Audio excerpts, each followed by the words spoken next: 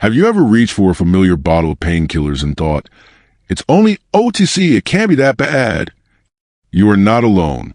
For decades, many of us have used these little pills to get through gardening, errands, and nights that won't let us sleep. But after 70, the rules quietly change. The same small pill that helped you years ago can, over time, lead to bigger problems. Problems are often silent until they are serious. Today I want to walk you through the truth. Why common painkillers can be risky after 70, how and why they can hurt organs you rely on, and what you can do instead. I'll use stories you can relate to, explain the science simply, and leave you with practical steps to protect yourself. 1. The aging body handles medicine differently, and that matters. As we age, our bodies change in ways that affect every pill we take. 2 important facts. Kidneys tend to clear drugs more slowly, and liver blood flow and some drug-processing enzymes decline. That means a dose your body cleared easily at 45 can hang around longer at 75, giving the drug more time to cause harm. Healthcare professionals often talk about reduced clearance and the need to adjust doses for older adults. Picture George, 76. He's active, enjoys morning walks, and had taken ibuprofen for years after a back injury. Nothing dramatic happened at first. The pill took the ache away. But over months, he felt gradually more tired and noticed his ankles puffing. When he saw his doctor, blood tests showed declining kidney function. We later learned his kidneys had been slowly losing the ability to clear drugs. The ibuprofen, taken daily, raised the stress on his kidneys until his body finally showed symptoms. What to take away? Age changes how long drugs stay in the body. That slower clearance raises a chance of side effects, especially when a medicine is used every day. 2. NSAIDs and a fragile stomach, a common, serious problem. Many over-the-counter pills, ibuprofen, Advil, Motrin, naproxen, Aleve, belong to a class called NSAIDs. They ease pain by blocking enzymes that produce inflammation. But those same enzymes also protect the stomach lining. In older adults, the protective shield is thinner, and NSAIDs can cause ulcers and bleeding more easily. Studies and clinical reviews show that NSAID use raises the risk of gastrointestinal bleeding, and that risk increases with age and with regular use. Think of Evelyn, 79, who took naproxen each evening for arthritic knees. One morning she felt dizzy and extremely weak. She'd been putting off the doctor. At the hospital, they found she had a stomach bleed and was anemic. She survived, but she later told me, I didn't think a store-bought pill could send me to hospital. Many older adults underestimate this risk because the medicine is easy to buy and has helped for years. Practical steps. If you take NSAIDs regularly, ask your doctor whether you need a stomach protector, a PPI, or a safer option. Never combine multiple NSAIDs or add aspirin unless a physician tells you to. 3. The heart hears what NSAIDs whisper: blood pressure, fluid, and cardiac risk. NSAIDs can make the body hold on to sodium and water and blunt the effect of some blood pressure medicines. The result? Higher blood pressure, more swelling, and extra stress on the heart. Large studies and national regulators have repeatedly warned that NSAIDs, even over-the-counter ones, can increase the risk of heart attack, stroke, and heart failure, especially when used regularly or in high doses. For someone with high blood pressure or heart disease, that risk is important to avoid. Let me tell you about Robert, 73, who had mild hypertension controlled with medication. After a few weeks of daily ibuprofen for knee pain, he noticed shortness of breath when walking up a short flight of stairs. His blood pressure readings were higher than usual. When we stopped the ibuprofen and adjusted his blood pressure regimen, his breathing improved. The ibuprofen had likely nudged his fluid balance and blood pressure in the wrong direction. Practical steps. If you have any form of heart disease or high blood pressure, talk to your doctor before using NSAIDs regularly. Even occasional use can raise risk for some people. 4. Acetaminophen, paracetamol, often safer, but easy to misuse. Many people switch to acetaminophen Tylenol, thinking it's a safe choice. It does not irritate the stomach the way NSAIDs do and doesn't raise blood pressure. For most older adults, acetaminophen used at recommended doses is a reasonable option. However, acetaminophen can injure the liver if taken too much, And the danger often comes from accidental doubling up, for example, using a cold remedy and extra strength Tylenol together. Some experts recommend that older or frail adults keep daily acetaminophen to 2,000 to 3,000 milligrams rather than the general adult maximum of 4,000 milligrams to add a safety margin. Learn to read labels carefully. Many combination medicines include acetaminophen under different brand names. Helen, 76, took acetaminophen for chronic knee pain. One winter, she also took a flu relief medicine that listed acetaminophen on the ingredients label. Over a few days, she unknowingly doubled her total acetaminophen intake. She felt unwell, and her doctor found elevated liver enzymes.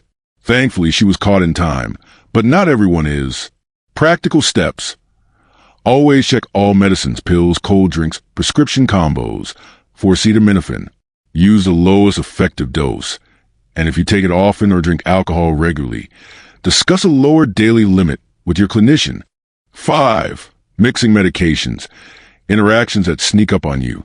One of the biggest hidden dangers is not a single pill. It's the way pills interact. A few common examples to watch for. If you take a blood thinner, warfarin, or newer anticoagulants, adding an NSAID can greatly increase your chance of bleeding. Clinical reviews show a clear increase in bleeding when NSAIDs and anticoagulants are combined. The so-called triple whammy, taking an ACE inhibitor or ARB, commonly used for blood pressure, a diuretic, and an NSAID, can sharply raise the risk of acute kidney injury. The combination reduces the kidney's ability to keep normal blood flow and filtration. Healthcare providers are taught to look for this combination and avoid it when possible. Margaret, 81, was on medication for blood pressure, a small diuretic, and she began taking naproxen for shoulder pain.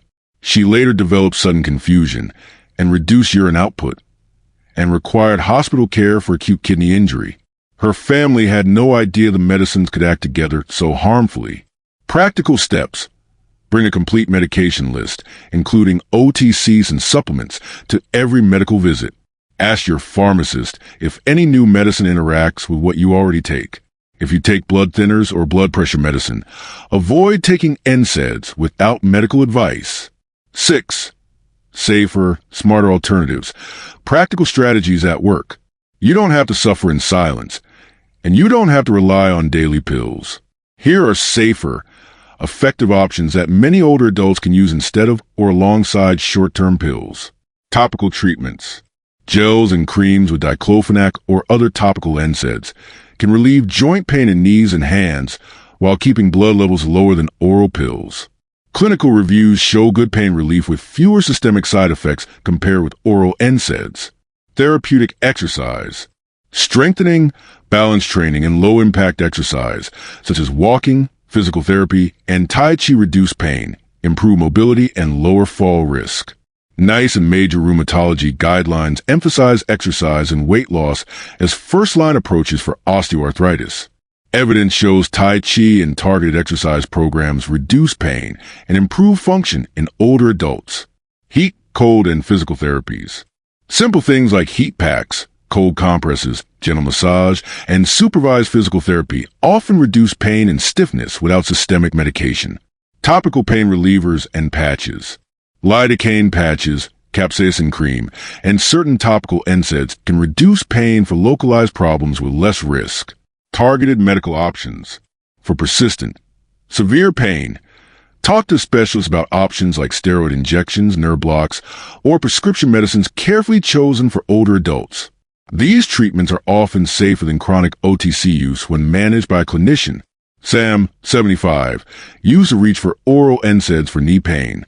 After working with a physiotherapist, he began a tailored exercise program and tried a topical diclofenac gel.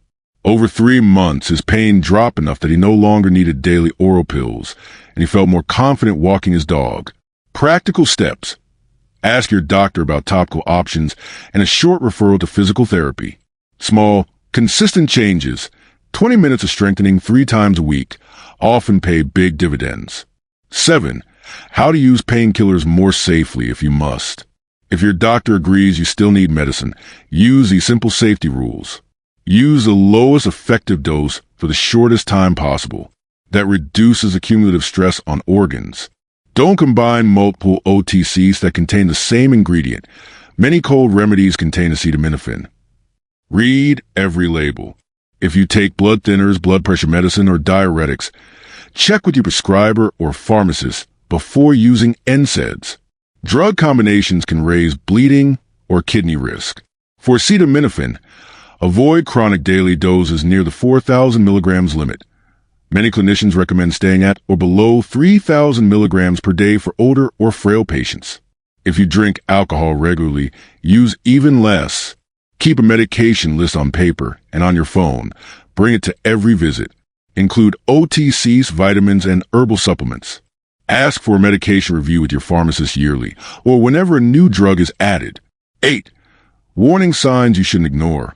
When to call for help. Some symptoms are urgent. If you or a loved one notice any of the following after taking painkillers, seek medical advice immediately.